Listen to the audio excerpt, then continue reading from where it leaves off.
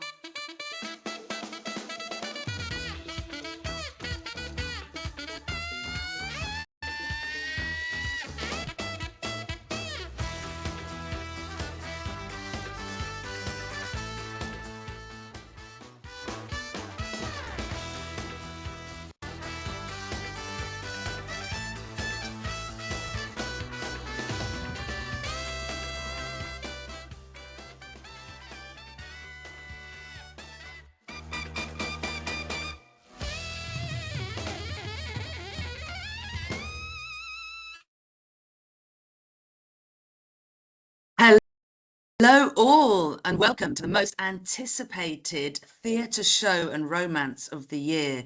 The curtains have been twitching, the lights are rising, and across this room and theatre and beyond it are the people who shape what matters. I'm Anne Philpott, the founder and co-director of the Pleasure Project, and for over 20 years the Pleasure Project has been putting the sexy into safer sex, building bridges between the public health worlds and the pleasure worlds, and making the evidence-based case that a pleasure-based approach is essential to effective sexual health programs and interventions. And today, and this morning, we're here to reveal a story that has been hiding in plain sight.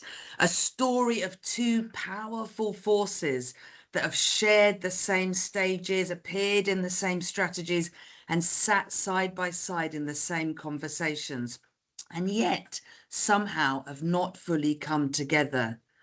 There's a certain kind of energy when two very different worlds first connect, a mix of curiosity and caution, different instincts, different attachment styles, and a deep, undeniable pull.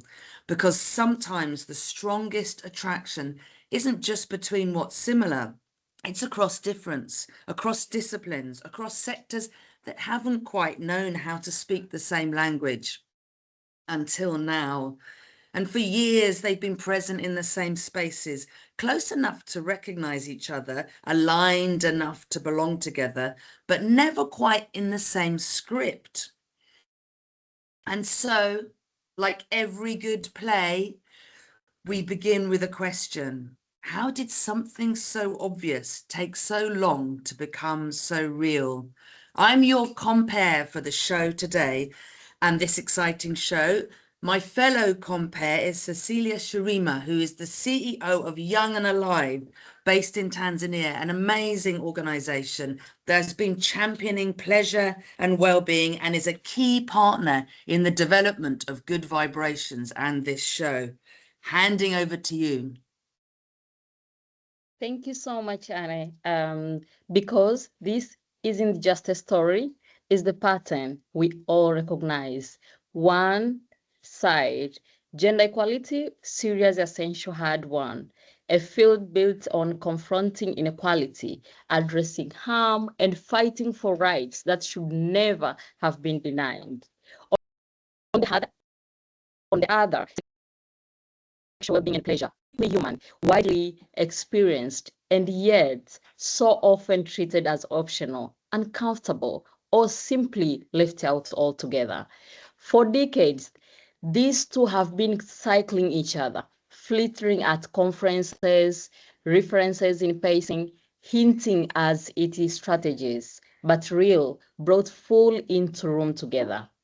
And this and in that gap, something important has been lost because even in the work designed for women and girls, there is a lived experience, there is desire, there is urgency, the right to feel good has often been denied out. So we have built the system that protects, but don't always empower. We have focused on what's wrong without always making space for what makes life worth living. To avoid talking too much, back to you, Annie, to reveal. Thank you. And absolutely, I agree with everything you say. And we're really up for an exciting show today because today is where the story changes.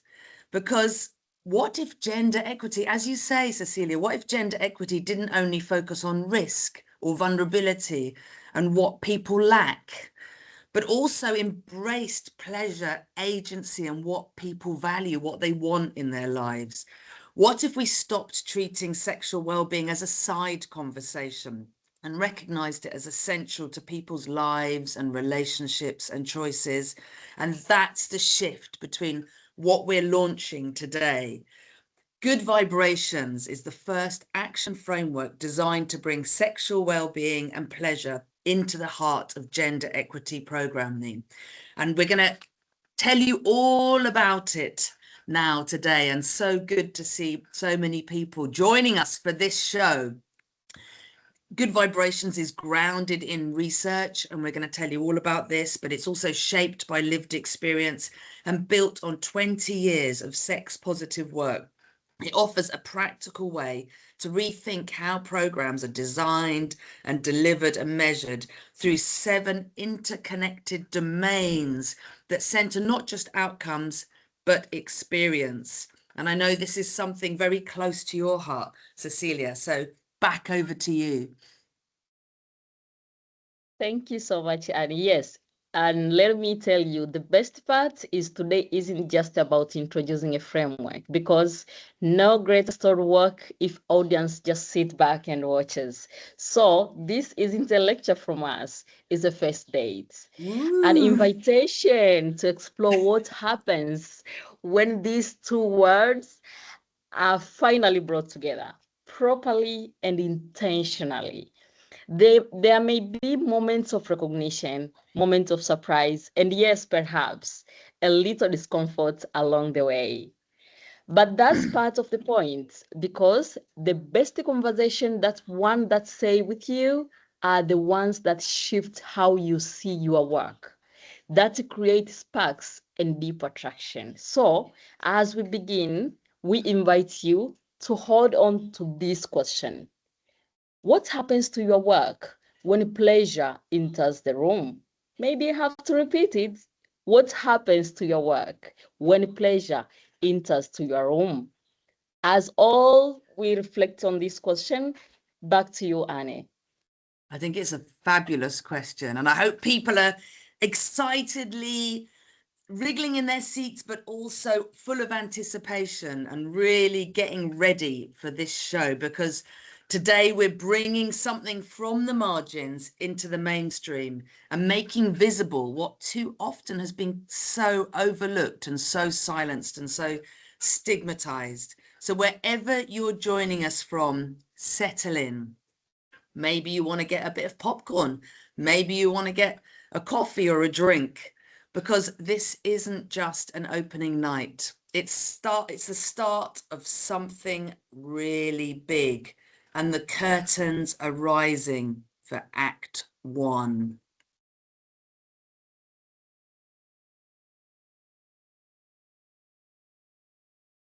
And welcome to Good Vibrations.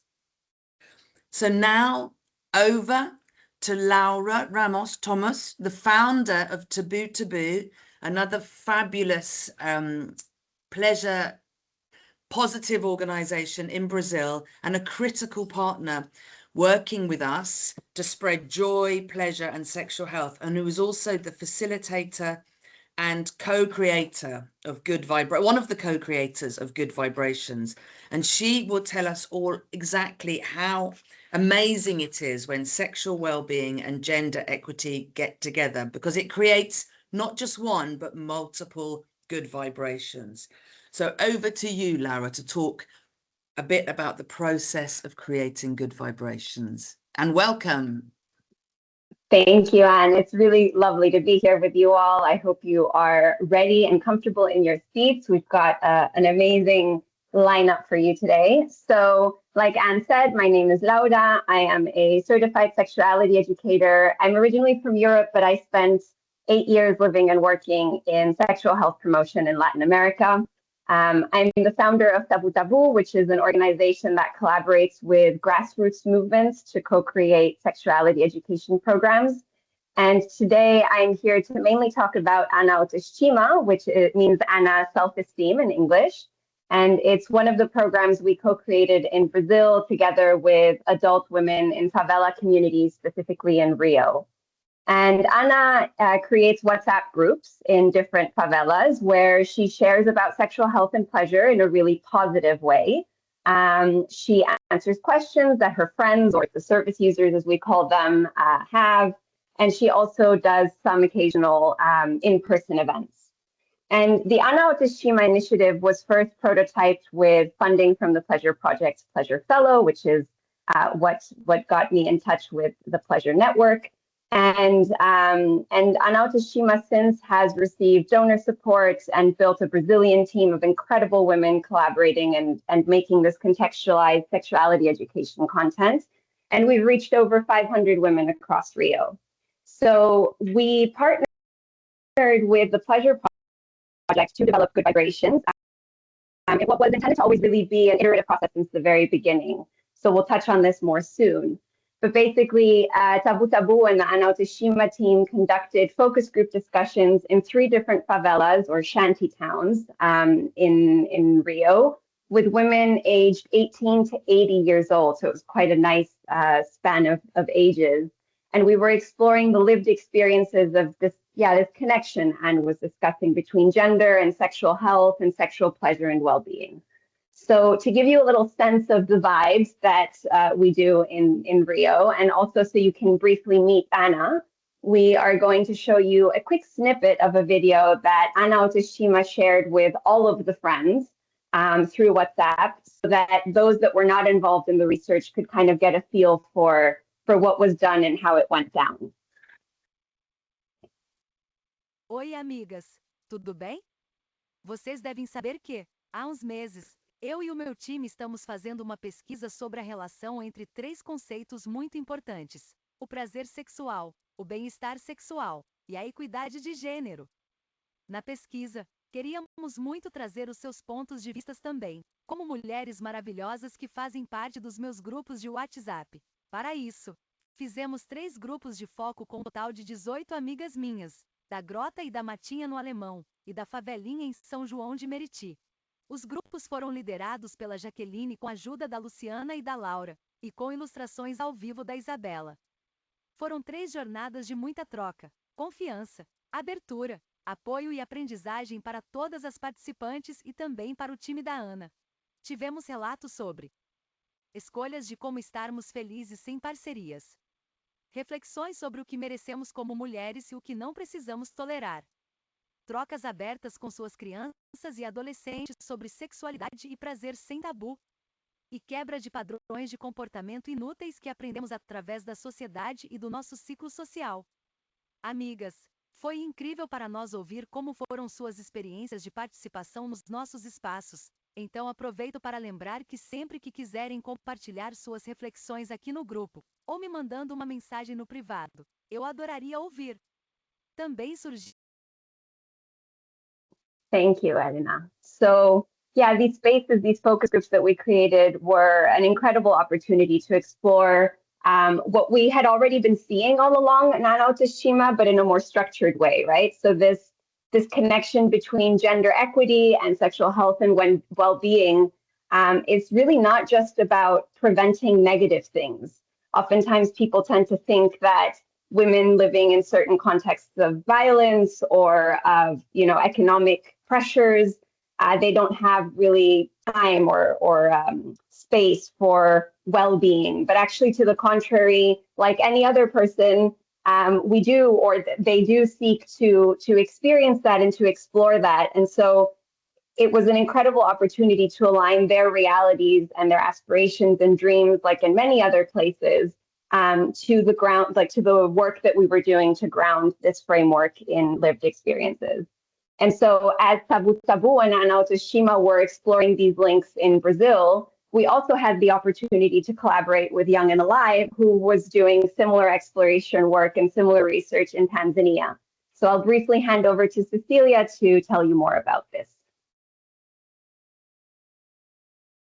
Thank you so much, Laura. Yes. And from Tanzania, it was really amazing experience. We also did the same thing, having focused group discussion, but with different groups. We focus on young mother.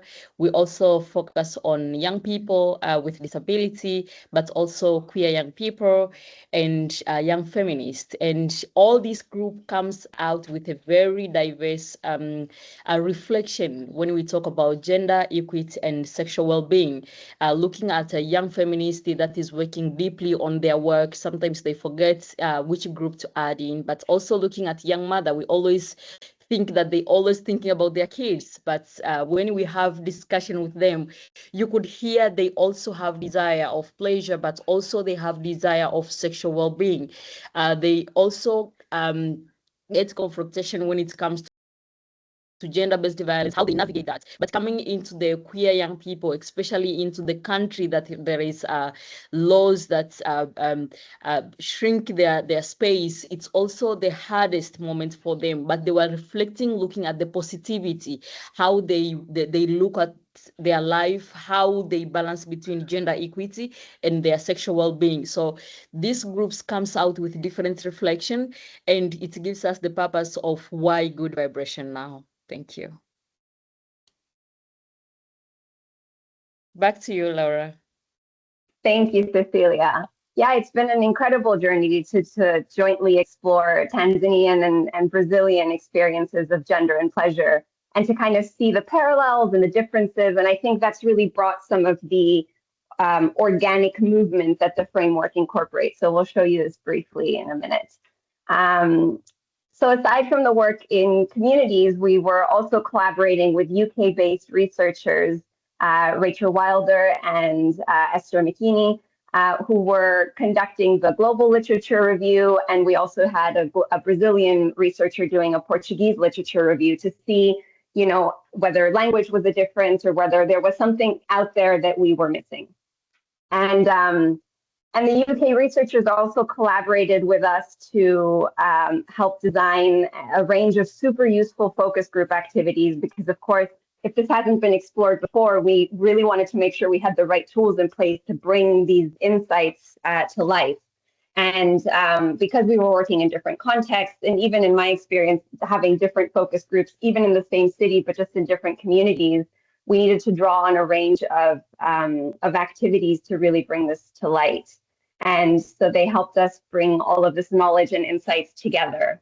And because we wanted to create spaces of learning from their experiences and to challenge the typical view from the outside, this victim narrative that we usually attribute to a lot of the communities that we're working with, we really did see that women in favelas also focus on what is good in their lives and what they want more of and what is good in their relationships. And that's really kind of been injected into the framework, which is amazing to see.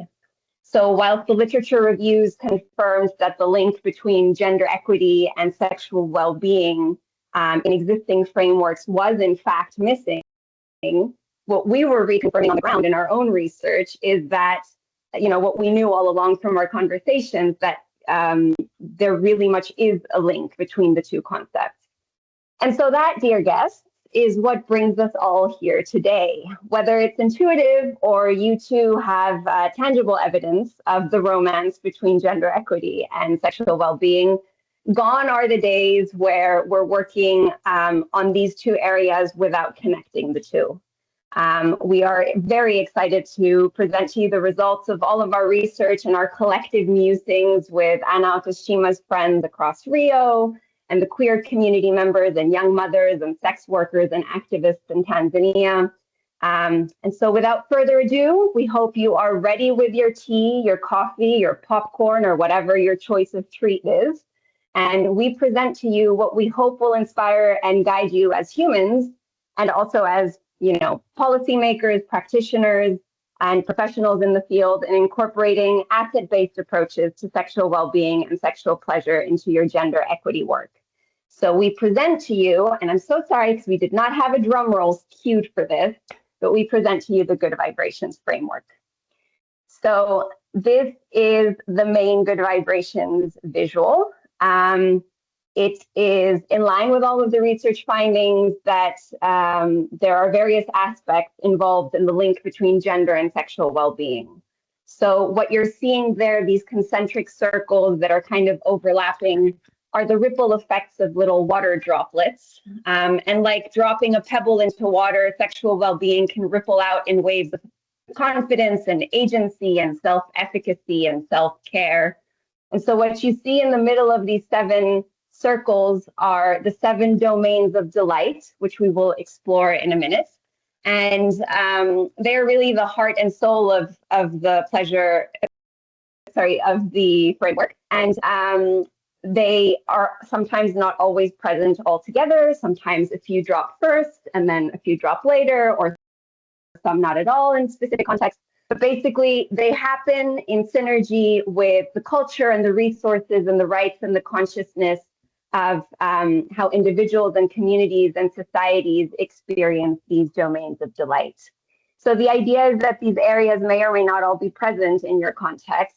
And if you're familiar with the pleasure principles, which is another framework that the Pleasure Project has put together and launched a few years ago, the idea with this framework is that it is very flexible and it is helping you in your specific context, but you can really make it your own and pull out what you need from it. So some of them may be more relevant in your work, and the idea is that you use it to really guide your gender equity work to explore the link between sexual health and sexual pleasure in the way that is most appropriate.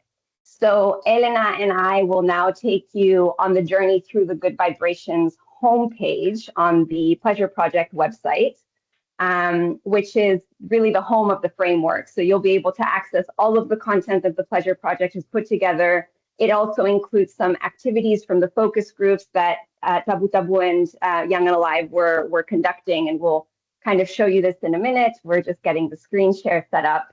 And the idea is that you can use this both to get more familiarized with the Good Vibrations framework, and you can also share this with your team. So this first page that Elena is sharing right now is the main landing page, which you can access by going to Tools and Good Vibrations. And if you click directly on that, it will take you to this page that,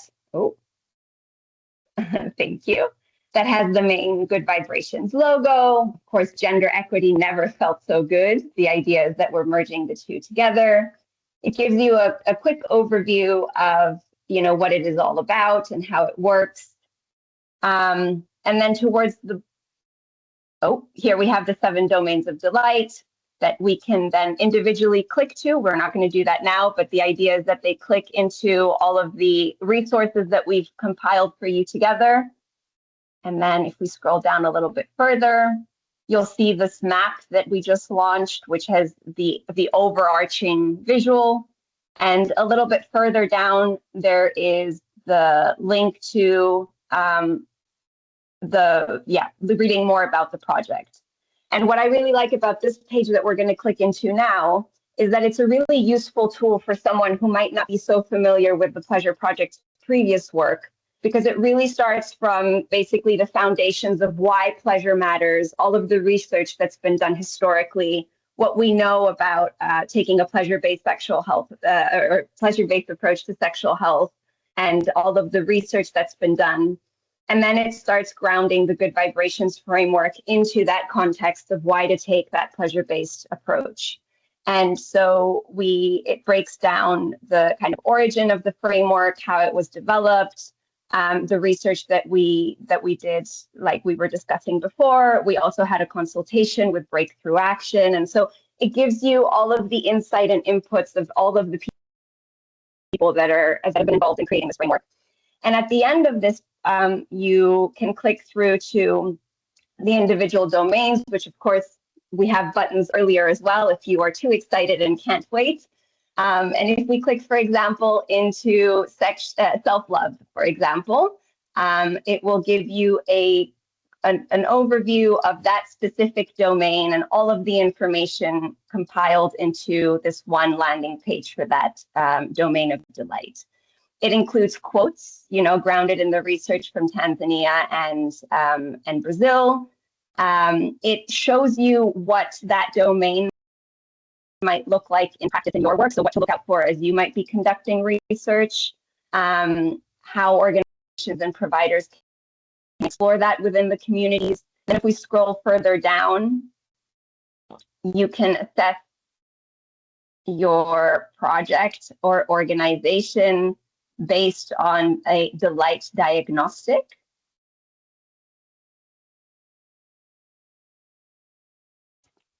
Yeah. And then if we scroll a little bit further, you'll start to see which activities really can translate into the work that you're doing. And of course, you can take all of these resources and adapt them to your setting. But these are the activities that we were doing to kind of pull the information from the communities that we were working with to then feed into the framework. And so you have the questions, the prompts, the activity sheets, some troubleshooting on occasions, and how to potentially adapt activities if they're not going quite like you intended.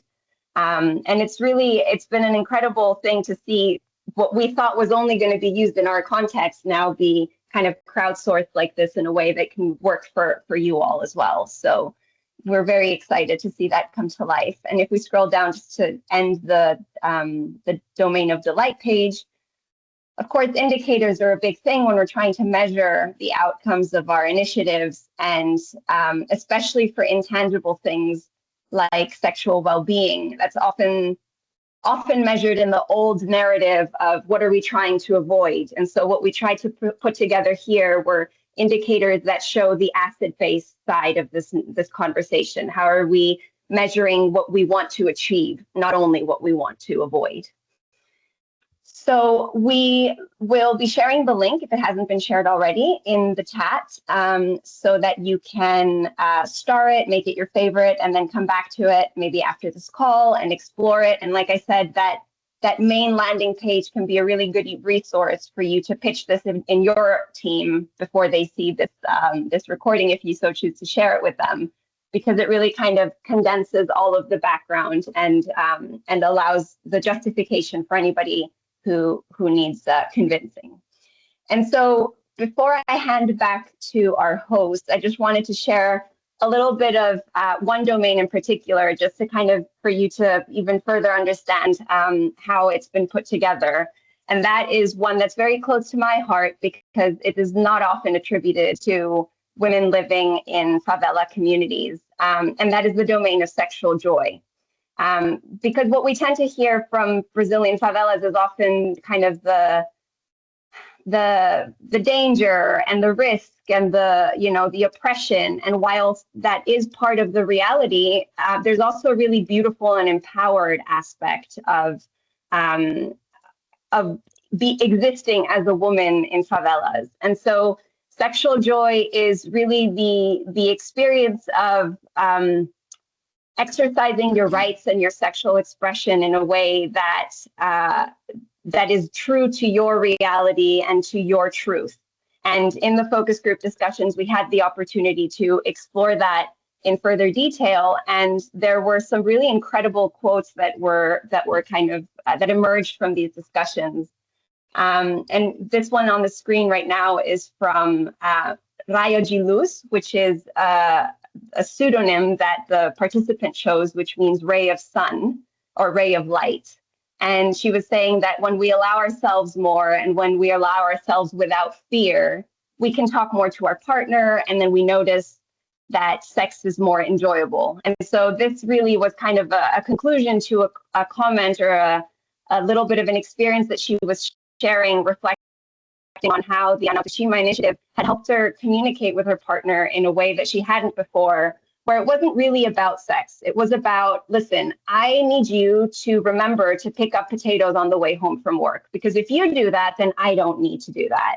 And then if I don't need to do that and the potatoes are there and hey, they're already perhaps peeled when I get home, then we'll be that much quicker to have dinner. And then I'll be that much less tired that then maybe we can engage in some intimacy and I will enjoy it more.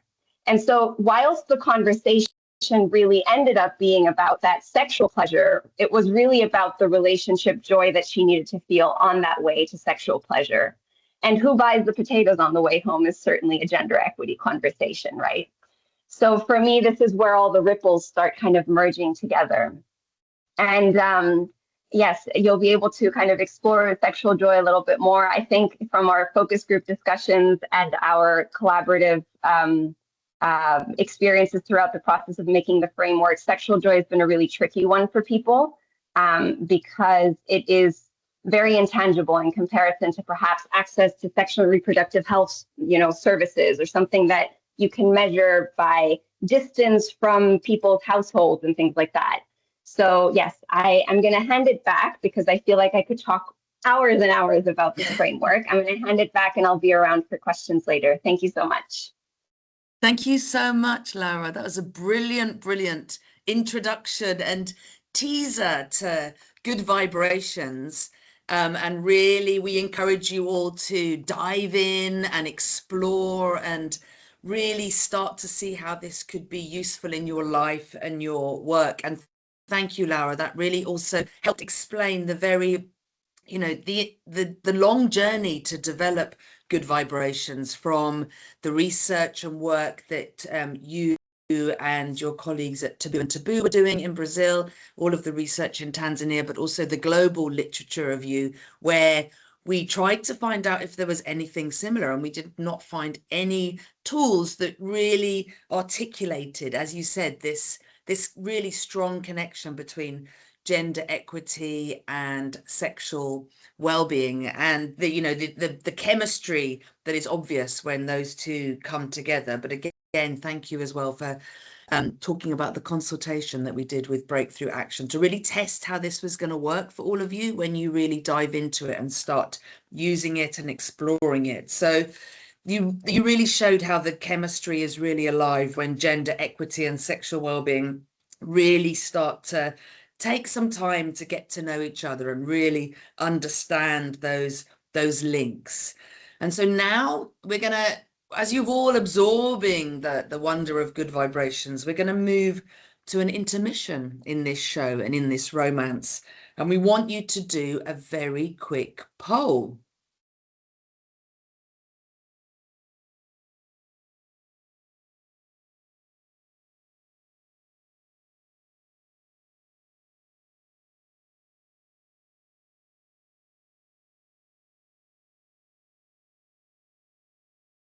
So please tell us what you think.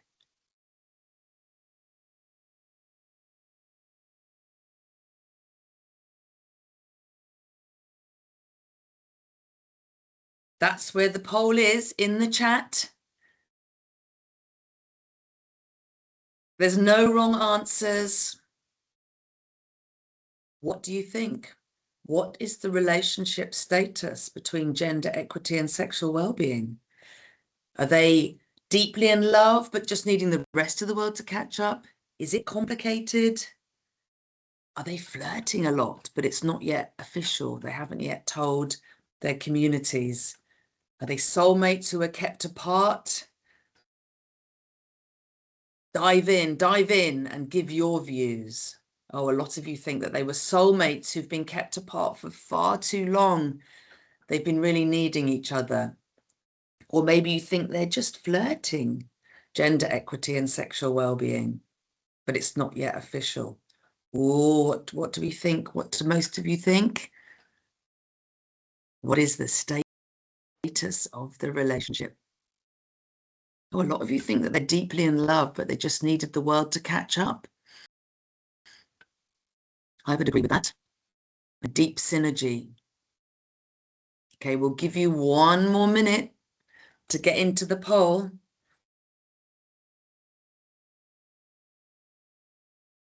And let's, oh, look, it's a bit neck and neck.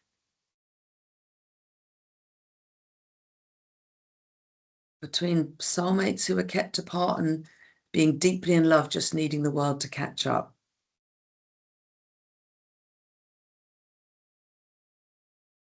Okay, going to close the poll in 10 seconds. Dive in if you want to give your opinion on the situationship or the relationship or the love match or the soulmates. What is the status of this relationship? Or is it very casual? Okay, I think we have an answer. It's very close, but most of you think that gender equity and sexual well-being were soulmates, so deeply, deeply connected and aligned, but they've been kept apart. They've been struggling to get together, so they've been kept apart in different sectors.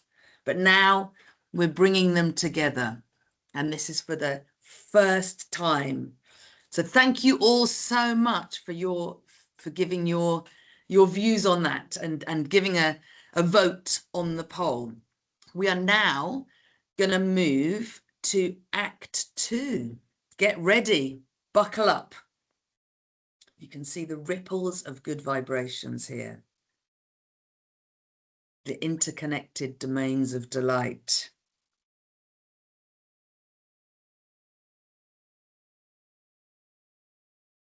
So let's get into it. We're now going to bring you some brilliant discussants, some with amazing insights and wisdoms from around the world, and we're going to discuss the framework. And we've got 3 people who are going to give their views on good vibrations and how it might be useful in your life or in your work. So I think they're going to come onto the screen now.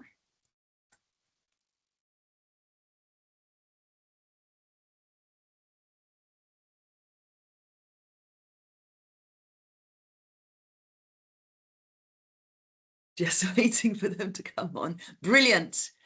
And we've got the first discussant, the first expert who's going to give their views on this new tool on good vibrations. And the first person is Professor Maria Lohan, and she is the Chair of Social Sciences and Health at Queen's University Belfast, and is also, I might get this slightly wrong, but the chair for the UNESCO Comprehensive Sexuality Education work. And Maria has done a huge amount of research and work on sexual and reproductive health, but also very specifically on exploring masculinities and masculinity's place within gender equity and within improving sexual and reproductive health for all. So Maria's going to give her views on a range of different areas on good vibrations, but very specifically bringing this very deep expertise. And you've also worked particularly on a big research trial called the Jack trial, which some people may know about, which really was incredibly important evidence in showing the importance of gender equity and comprehensive sexuality education. So, Maria, without further ado, can you tell me how your work on gender equity has been addressing masculinities as well as femininities and how that's relevant to good vibrations? Yes. Hello, everyone. Good evening and lovely to talk to you all. Just one little correction on that. I'm UNESCO chair in gender equality because somebody else is UNESCO chair in CSE, so I don't want to take her space.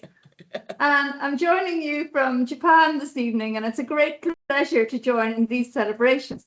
And yes, I would like to tell you a little bit about how the work over the years, but also these new principles, have really impacted on the way I think about gender equality for masculinities and its interconnections with SRHR, our sexual and reproductive health and rights. Well, yes, my main concern in general is to bring boys and men into conversations about gender equality, to improve the gender equity opportunities, of course, for women and girls, but also to shift positive moves for men's and boys' lives. And one of the great places to start these conversations has been in comprehensive sexuality education.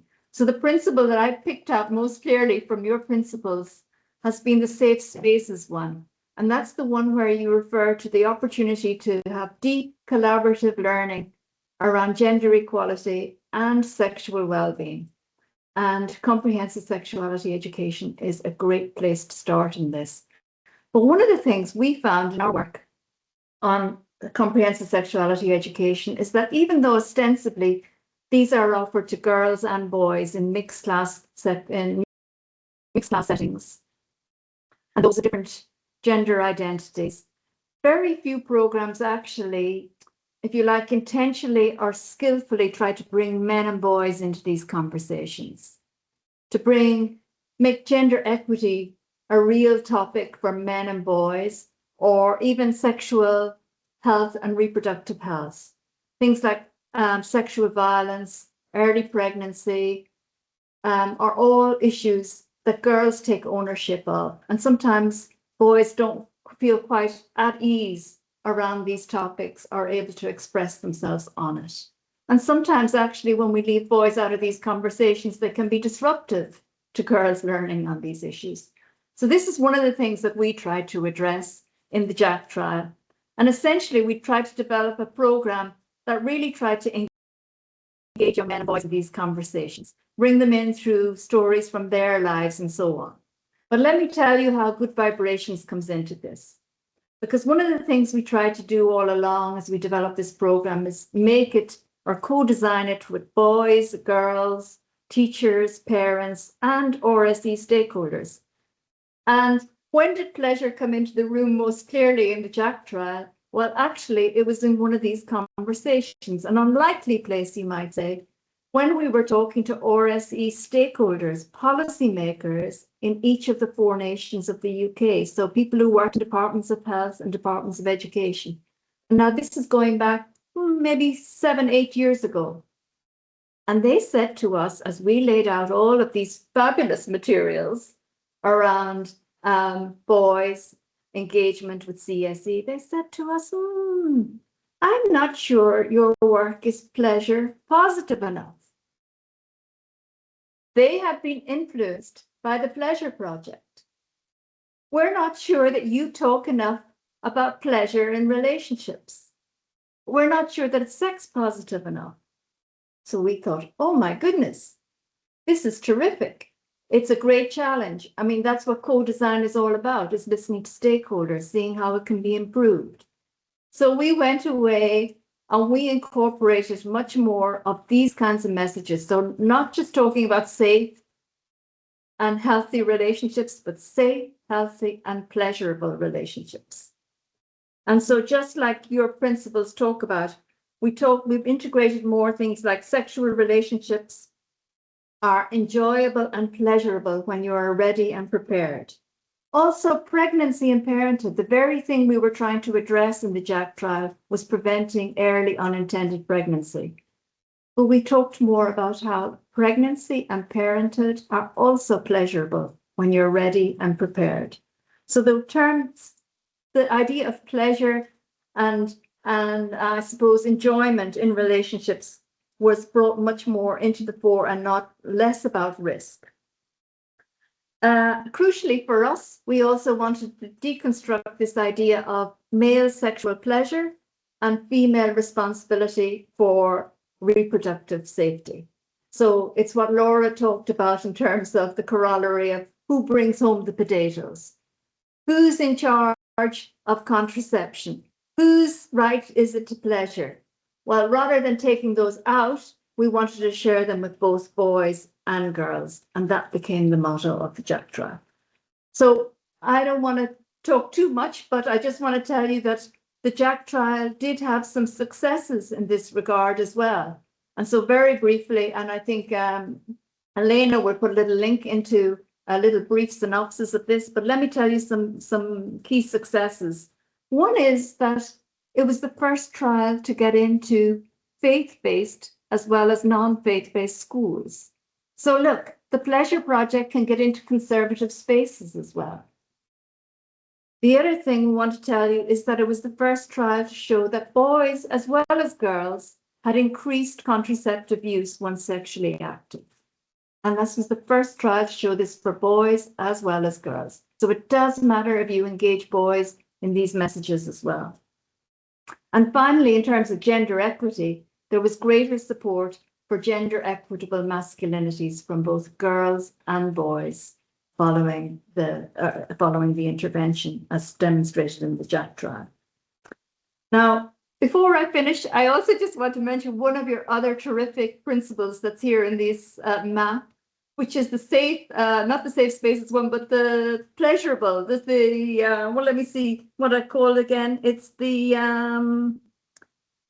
let me see, it's the, joyful services. Tell me what it is, somebody. Is this your favorite domain of delight? Yes, no, it's something very like that. Let me see. It's principles. Nurturing communities. Services that make you smile. Yes, that's your favorite one, is it? It's my favorite one at the moment, because let me share another little story with you. I've discovered a wonderful service in Ireland called the Fabulous Pharmacist. And the Fabulous Pharmacist is just an ordinary pharmacist called Laura Dowling, who for years has been listening to women come into her pharmacy talk about problems down there, or problems in their Betsy, or problems in their front bum. And she said she has developed the most wonderful resources to love your vulva. And I have come to love my vulva through this service. And I would like to also share the link of that to you, because I think it just extends the work that you have begun and championed over many years. And I should finish there, but just want to thank you for the brave and bold and vibrant messages that you have shared that has influenced all our work. And thank you, and further good luck to you. Thank you so much, Maria. That's brilliant. And thank you so much for flying the flag for so long, for the importance of kind of deconstructing and discussing masculinities and positive masculinities as well as femininities in gender equity work, and also for what's a really great practical example of like good vibrations and asset framing in practice, loving your vulva and destigmatizing and de-shaming, and you know, the importance that we really take self-love or services that smile and really flip this narrative that means so many of us internalize these messages where very sadly we start to feel some kind of shame or disgust at our own bodies, you know, our own wonderful bodies and the abilities of our bodies as well. So thank you so much. That was really, really interesting views on good vibrations. We've got two more people who are also going to give their views on good vibrations and how it might be useful in their work and their world. And Cecilia's going to introduce them and ask them the questions, find out what their favorite domains of delight are. And please do put your questions in the chat or in the Q&A if you have any questions for these wonderful experts at the end of this session. So over to you, Cecilia. Thank you so much, Anne, and thank you so much, Maria. It was really amazing, and I think that people will click the link of the book to read more. Without further ado, I would like to invite Dr. Sapna, if you are there, please. I'm right here. Oh, warmly welcome, Doctor. Dr. Sapna has 20 years of spanning research, policy, and grassroots implementation across India and South Africa, currently leading Sahel study on women health in India and serving as editor-in-chief of Sexual and Reproductive Health Matters Journal, co-founded of the Global Evidence Consortium on women's groups with roots in community health scale up at SEWA, India's largest women work organization. Congratulations to you, and you are warmly welcome, Dr. Sapna. Thank you. I hope you can hear me okay. Very well. It Very is so well. nice to be here, and thank you for having me. And I have to say, this is the second webinar that I've been involved in with the Pleasure Project, and this one is taking things even further. So I'm super excited to be here. So as Cecilia had mentioned, my background in history is in two areas. It's in women's groups and really looking at organizing women around rights, their bodies, economic empowerment. A lot of the gender equity work that's based in women's organizing is what I've been engaged in over the years, and also at Sexual and Reproductive Health Matters Journal. So I'm going to talk about what I love about the domains of delight as they are relevant to my work in these two areas.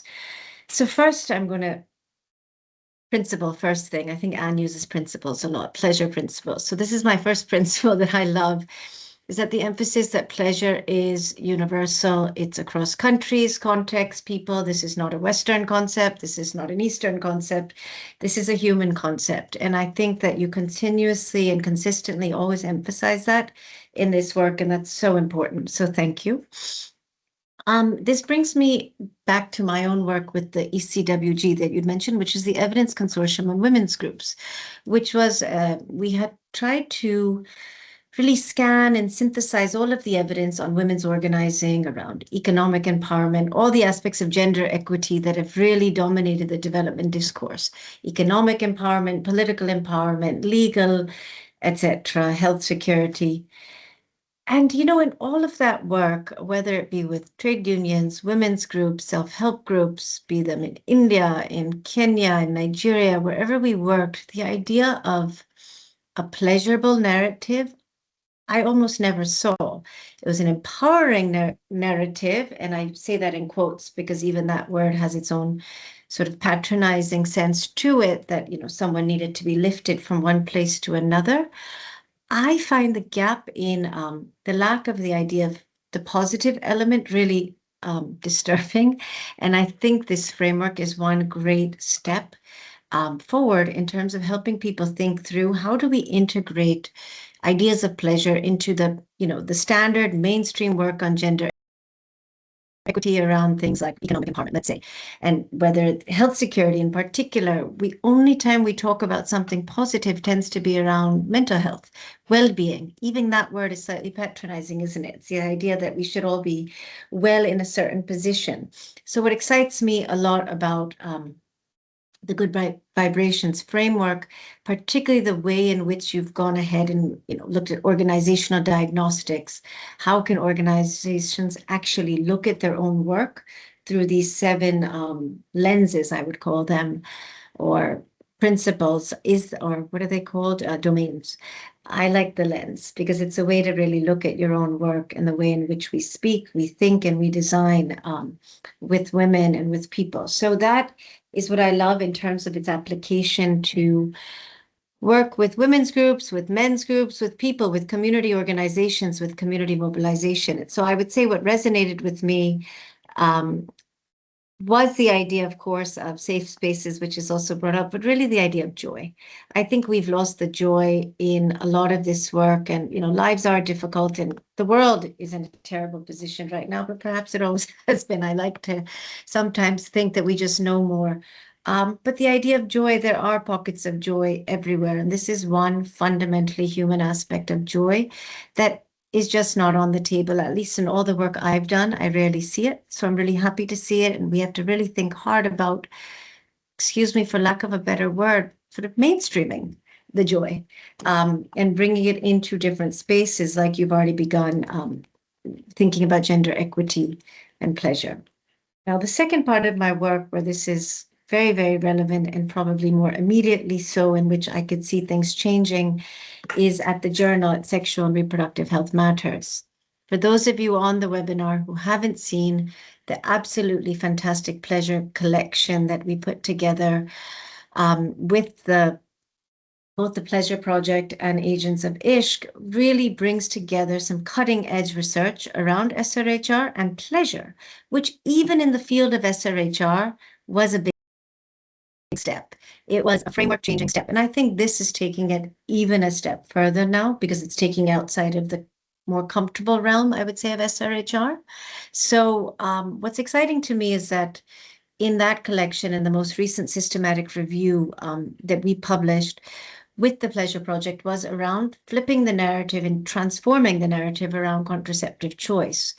You know, the idea that pleasure, lack thereof or presence of, could be a reason for changing contraceptives is not something people think about in the mainstream, which is a real problem because it is, you know, contraception is part of an act, isn't it? I mean, it's fascinating to me that we can't think of sex as an act that also can be pleasurable when we have the contraceptive conversation. So similarly, the way in which that systematic review brought together the evidence, what I'm really hoping to see, so I'm going to push you all and take you to the next step, is to really start seeing the new kinds of evidence and the applications of this framework in research. And that is one area I could see this moving a bit further and really thinking through. I see beautiful work already done on the diagnostics around programming and implementation for specific types of organizations. But what I would love to see is moving beyond the indicators around projects and really thinking about research design. What kind of methods, what kinds of approaches would we want to see in research? You know, at SRHM, the journal, we really push research and evidence and researchers and writers to think about what a rights framework looks like. What does that mean? Who's involved? Who's asking the questions? How are you asking the questions? And how are we presenting findings? Similarly, can we apply this framework to existing research, to forward-looking design around evidence generation, to think about how do we integrate some of these principles? I would love to see that challenge and love to see a new collection at some point, really thinking through these principles. It's not easy. And I think it's important that the challenge isn't just through the action in programs, but as much as it in evidence generation. As we saw with the Pleasure Collection, it changed the way that I even look at articles that come to me now. When, if they're about sexuality or sexual rights, I ask myself, oh, where's the pleasure? And it is something that's flicked a switch for us. It's almost like it's a new lens when I look at articles that come to my table. And I really want to see this move well beyond. And I'd love to see it go back to, if I were to talk from my own perspective, to my previous work in women's groups, because that's an area where we just don't have this conversation at all. So just to close up, I haven't been looking at the time, Sesilia, so tell me if I have a minute. Oh, yeah, just a minute, because Okay, I'll be you a are quick finished. minute. I'll be a super quick minute. A quickie. I will just say, to close up, what I'd love to see really, as we think more about joy and safe spaces, but to really think about the overall tool and not just looking at it, you know, where there's specific ways to think about indicators and approaches by each domain. I'd love to start thinking about ways to take the entire approach of the tool in a I don't know a better word for this, but to be able to integrate it into programs that wouldn't even begin to have this conversation. There needs to be a way, like an entry point, so to speak, that perhaps isn't as granular. So I'd love to see that, just like it's changed the way I look at articles, the way that I look at programs with women's groups. I'd love to see this conversation really broaden out more. Thank you again for bringing this to the world. And I'm just really excited to see how the research we get in this arena changes as a result. And I put you to the challenge to do the first pieces. So thank you very much. Thank you so much, Dr. Sapna. You're asking us to have the good vibration eye. Most of the time, just mainstreaming is not something that we can carry with us. But when you mention about the way that you look at article and ask yourself, where is pleasure? I think now people start looking at wherever they are working and ask themselves, like, where is the framework? Where is the good vibration? I don't see it here. And yeah, we will catch that eye, all of us here today. Thank you so much. I will go back to Sai, if you can join me. Yes, I'm here. Yes, yes, you are warmly welcome, and thank you so much for joining us.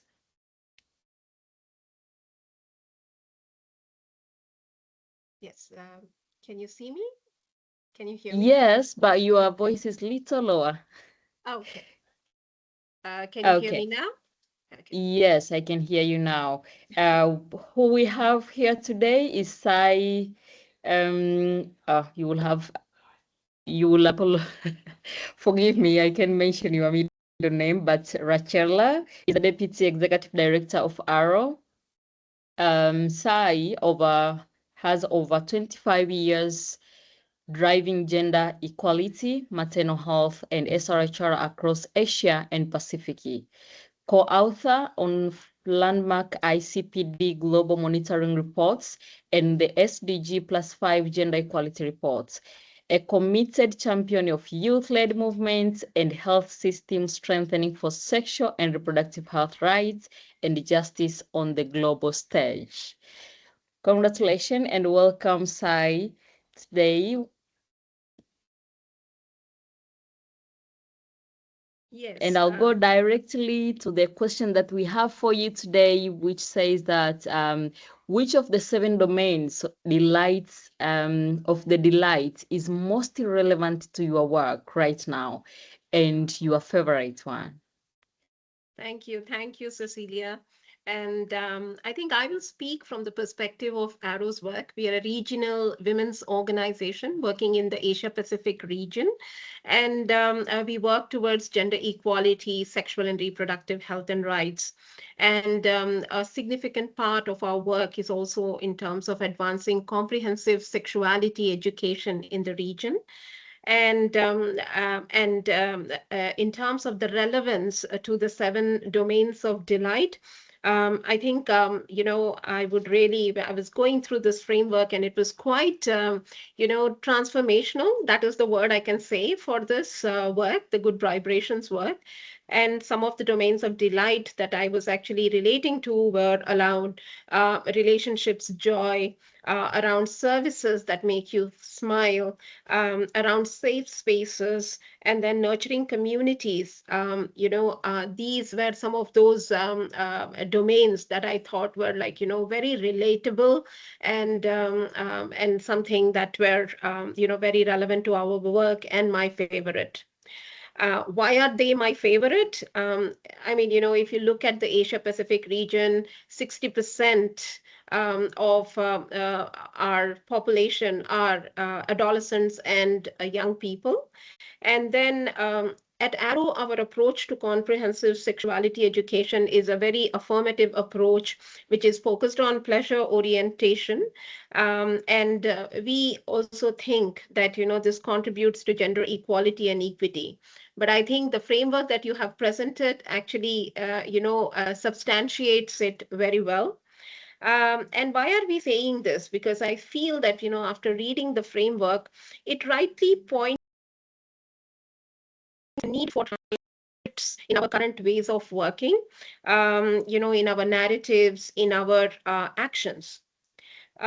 Gender equality, gender equity work for many decades, it has been focusing on reducing harm, preventing gender-based violence, and eradicating harmful practices. If you look at the SDG 5, which is on gender equality, most of the indicators are eradicating violence or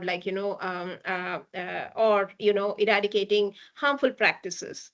So it is a breath of fresh air when we look at the vibrations framework. And and I do not say that this is not important, because it is very important that, we prevent gender-based violence, we eradicate harmful practices. But, the approach that we take through this good vibrations framework, I think it's bringing in the positive attributes, which are inherent within us. And those positive attributes, such as pleasure, such as joy, such as consent, bodily autonomy, and how these, harnessing these pleasurable aspects would further contribute to sexual well-being and gender equality and equity. So I would stop here. Thank you so much. And I have another question, says that how does the framework speak to your realities you see in your work or context, which I think, yeah, it relates to the first one, but you can add more in relation to the work that you do in Arrow.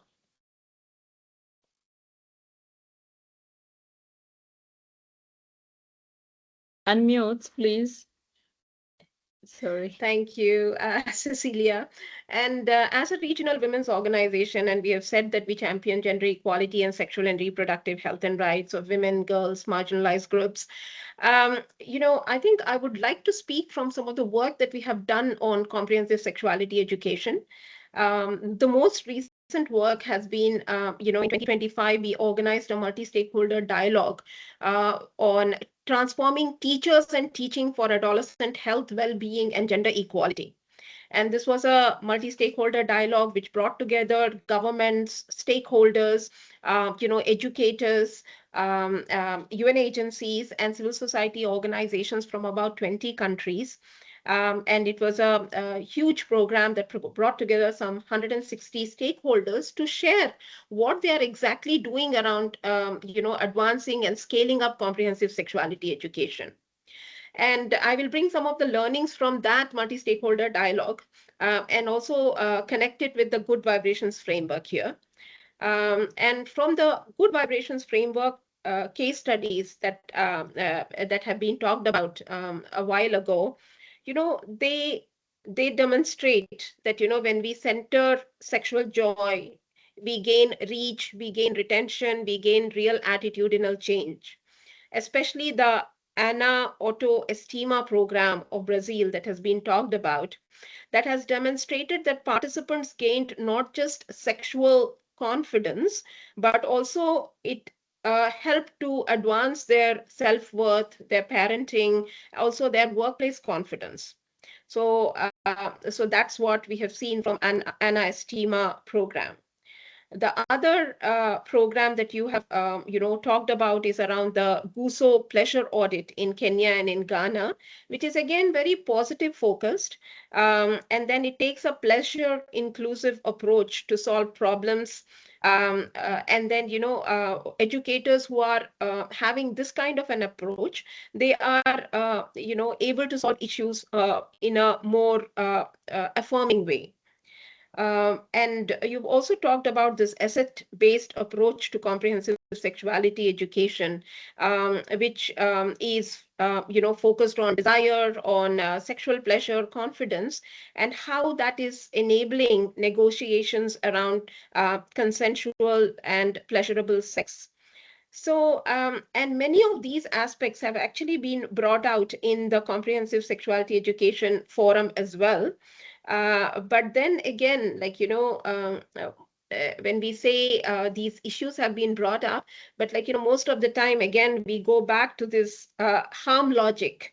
The harm logic of preventing violence and, unwanted pregnancies, diseases, because I think that is where, we also gain the traction of our governments and our stakeholders in order to implement comprehensive sexuality education, I guess. So, when we talk about programs, then we bring them from this evidence point of view. So there's a lot to learn from the vibrations framework, that we can actually implement. Some connections that we have also seen is you talked about this Ecuador approach, where there are these structural shifts that you talk about, where you require the internal teams to align on pleasure principles before you are delivering externally. And this connects with the VCAT programs, the value clarification and attitude training programs, where we are actually trying to affirm that teachers, cannot deliver comprehensive sexuality education from a pleasurable pathway unless they themselves examine their own discomforts and their biases. So these are some of the connections that I am seeing coming from this region. The other, initiative that I also liked was the pleasure meter, which actually creates a concrete bridge between counseling services and sexual well-being. And then this moves away from very clinical sexual history taking, from a risk audit, to conversations that are focused on enjoyment, self-determination, consent, safety, privacy, and confidence. Again, some of the examples from the region are, more in terms of trauma-informed approaches and referral pathways that are non-judgmental and youth-friendly. So, so just trying to link up to, while you have this approach, there are also these approaches in the region, and we will have to see some kind of coherence between trauma-informed approaches to the pleasure-focused approaches. So these are some of the realities that have come from the region, and then I was thinking how the good vibration framework can further contribute and advance our own understanding of how we look at sexual well-being, gender equity, and equality, and also look at what are the assets. How do we harness in our sexuality education programs the aspects of affirmative sexuality? How do we harness desire, curiosity, relational intelligence? Because I think, for gender equality and equity to come into place, we have to take this transformational shift of pleasure-based approaches. And this is a political act, I think, that we need to start working towards. Thank you. Thank you so much. Thank you so much, Sai. It was really amazing to see all of the blending between the things that you do at Arrow and the good vibration framework and the examples that you provide. And it takes me to completely think about the good vibration lens on how can we now look at the work that we do in the good vibration eye. So thank you so much for being with us here, and back to you, Laura. Yes. Oh, back to me, and thank you so much. Thank you for all these brilliant perspectives from our experts, and all passionate about good vibrations. We've had one question, which is a question very, very close to my heart, which is so we're now going to just answer that question. And I think if any of the panel have specific experience on it, but I think Sesilia and Laura might be able to say something. But please, if you have any other questions, do drop them in the Q&A box. We have a few minutes left before we're going to close up. But the question we've got, as I say, a question very close to my heart: what are some practical low-cost interventions that organizations can use to support pleasurable and comfortable sexual experiences for women experiencing menopause? I'd say also after menopause.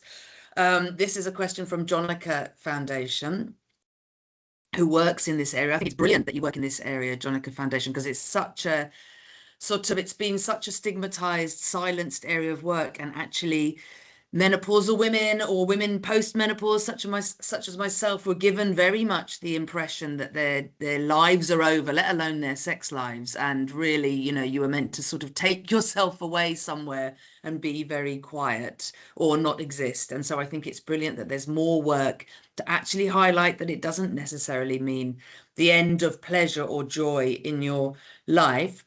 And I think just from our perspective at the Pleasure Project, I mean, one of the low-cost tools is exactly what we're launching today, Good Vibrations. We have a whole series of kind of best practices, starter points, exercises you can use to have that conversation and to actually, for example, talk about self-love as a menopausal woman, to talk about nurturing spaces. I know that there's recently been some research that's just come out that has looked by the Kinsey Institute that has looked at the fact that masturbation, one form of self-love, reduces the symptoms of menopause. So I think actually openly having some of these conversations and destigmatizing discussions would be amazing. We also have the pleasure principles on our website and a training toolkit, which has a whole range of conversation starters. So those are in a way low-cost ways of having a more asset-framed, affirming conversation that flips the script on assuming that there may be no more joy or desire or pleasure in your life post-menopause. But I know, Laura, you might want to also talk about the low-cost ways that you did this with Anna Autostima. And then please, panelists, raise your hand if you have anything to add as well. Thank you, Anne. Yes, so when we were designing and kind of co-creating Anna Autostima, it was really key that we were doing precisely that, the co-creation with the community members. And we were trying to come up with a low-cost solution, firstly, because we had limited funding, but secondly, because the idea was that this was a long-term, sustainable, community-led initiative. And so the mix of that attitude of making it, wanting to make it sustainable from the beginning, but also working with the community and having the community take ownership led us to that low-cost kind of format, which in the case of Rio's favelas is working on WhatsApp. So we were thinking, okay, well, what if potentially we can do something really innovative with a new, application that you would install in your app or in your phone, and then they were like, that's not going to work. We share our phones. We're often low on space. We don't have the latest version, etc. And so we took the initiative to where they already were, which is WhatsApp. WhatsApp is the most popular app used in Brazil, and also it doesn't consume data. So for low income context, we really needed something that was user friendly in that way and wasn't going to take up space or cost them anything out of pocket. And so that was really part of the solution, was understanding their need, but also their reality in a very deep way, so that co-creation aspect could feed the solution overall. Thank you, Laura. I think that's Thank what you I would contribute. so much. We've got 2 more questions, so I'm going to quickly try and get those answered, and then we'll wrap up. And I'm going to read both of them so that people have time to prepare. And Fernanda Salvador, who's based in based in Portugal, but from Rio, from a Braco Association, I might have pronounced that very badly, asking if this framework and these types of interventions have had an impact on lowering the rates of sexually transmitted infections, especially for marginalized communities, such as in the favelas of Rio, and has the open conversation and access to information helped with that?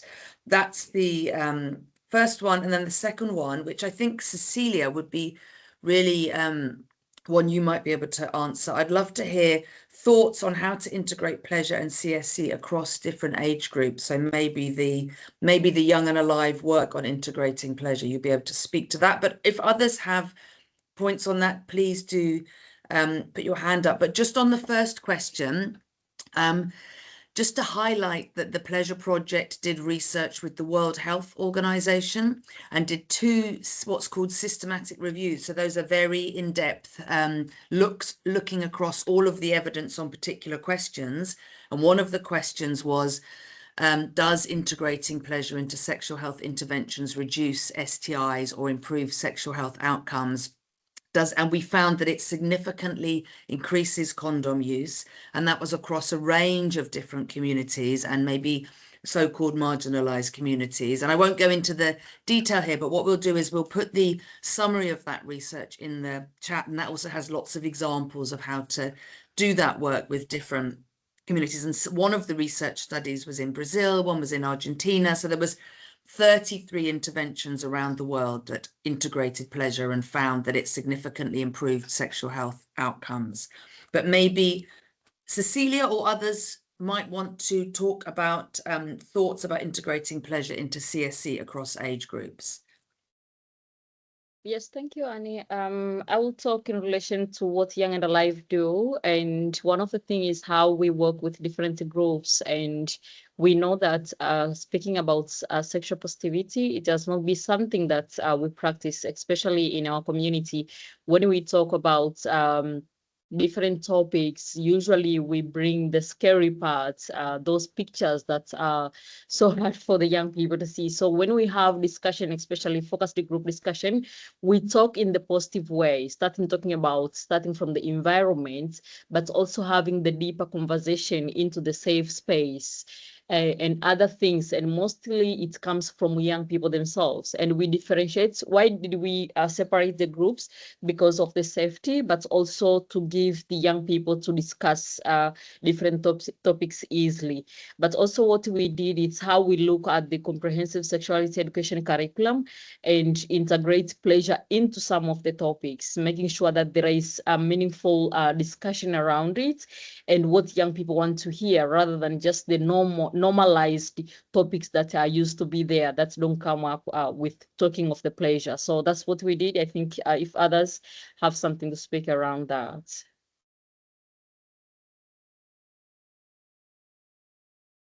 I can add a Thank little you. bit of the. Oh, Go, I can Laura. add just a few sentences on the experience of the work that Taboo Taboo has been doing with our partner in Honduras Child Alliance. And we rolled out with a group of youth educators who are kind of adolescents and young adults. And they're rolling out a sexuality education curriculum that we've co-created for pre-adolescents. And so when you think about talking about, sexual health in general with pre-adolescents, that can get quite challenging, especially in conservative settings like Honduras, for example. And so taking a pleasure-based approach looks potentially different to what one might imagine. Obviously, all good comprehensive sexuality education is age appropriate. And when you're talking to pre-adolescents, you're not having the same conversations and touching on the same topics that you would be with teenagers and with adults.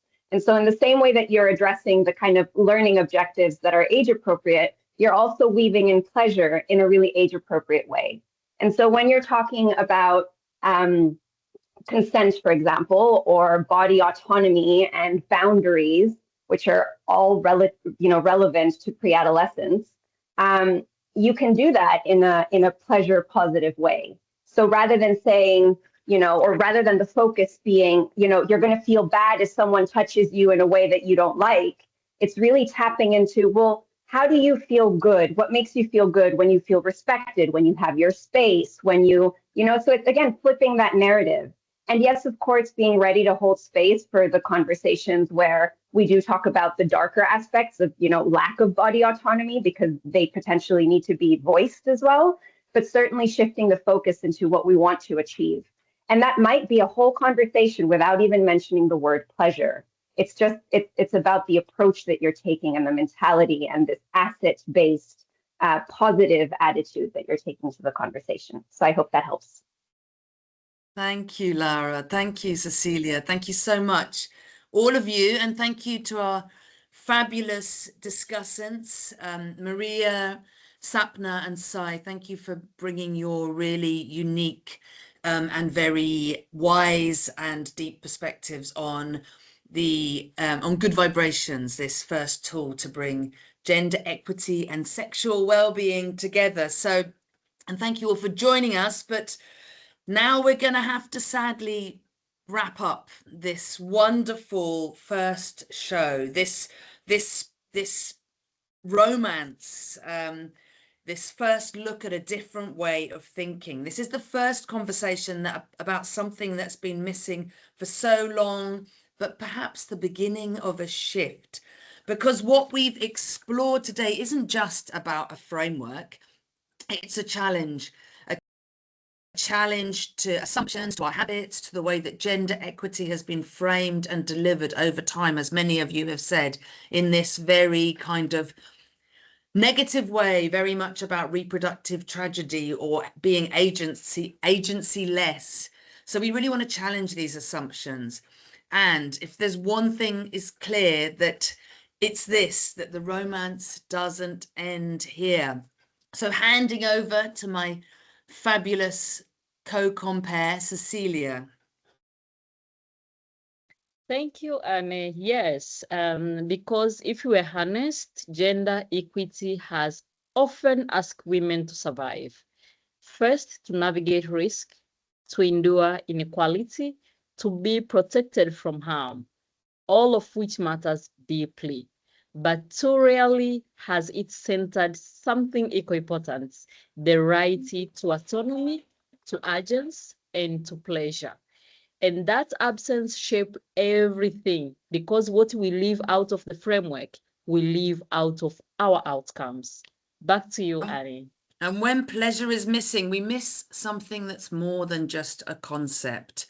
We miss motivation and intention, the reason people engage, choose, and act to have sex, to have relationships, to have aspirations. We miss agency, the ability to shape one's own experiences.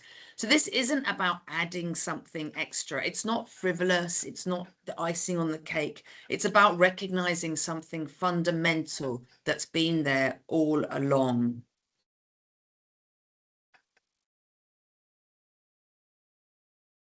And of course, that's what good vibration is offering today.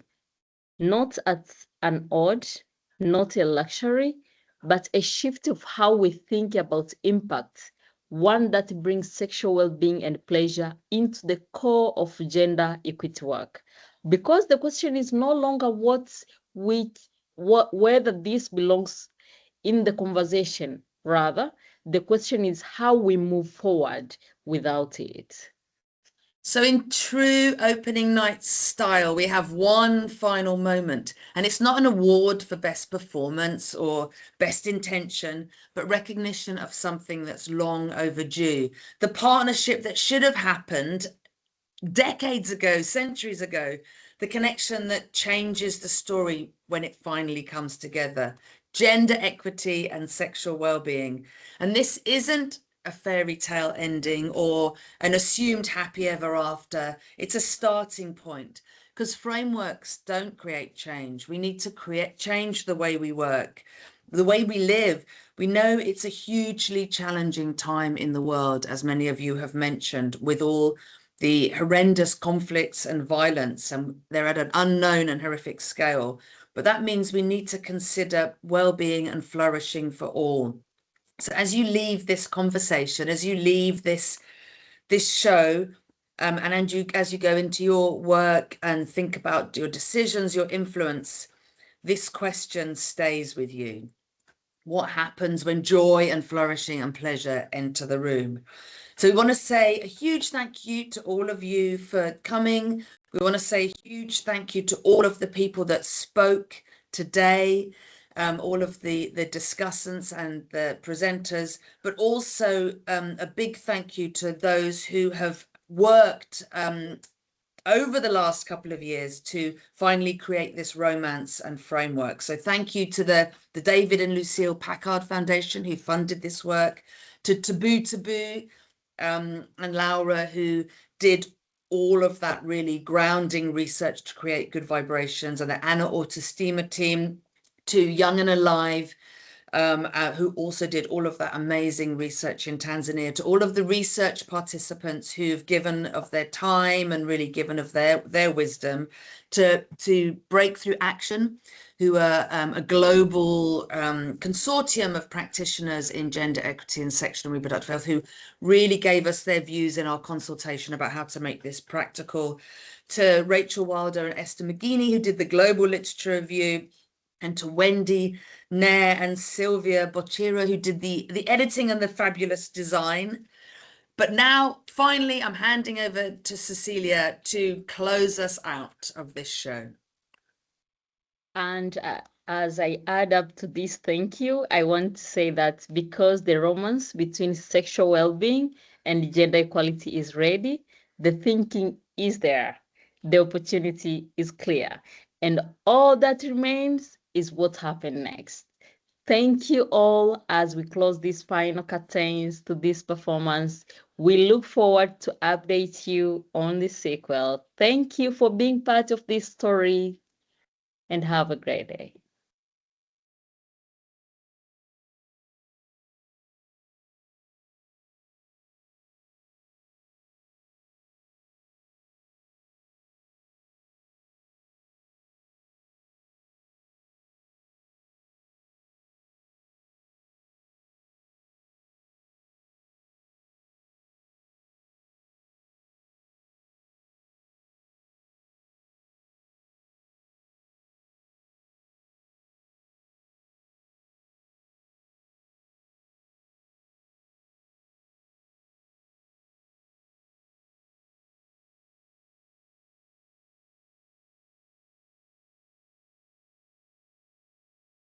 Well done.